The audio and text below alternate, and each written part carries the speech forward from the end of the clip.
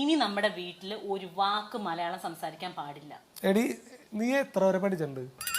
ഇപ്പൊ എന്റെ പഠിപ്പാണ് ഇപ്പൊ എല്ലാത്തിനും പ്രശ്നത്തിനും കാരണം. അല്ല എന്നാ വേണ്ട, അത് പോട്ടെ. ഞാൻ എത്ര വരെ പഠിച്ചിട്ടുണ്ട്?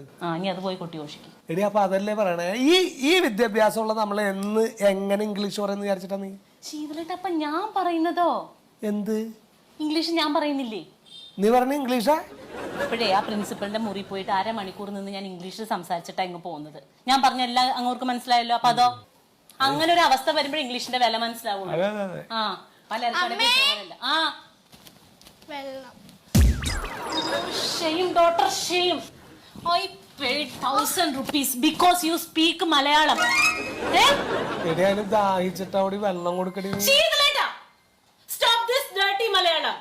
If you again and again ask Malayalam, I will pull out your tongue. മോളിത്തിരി വെള്ളം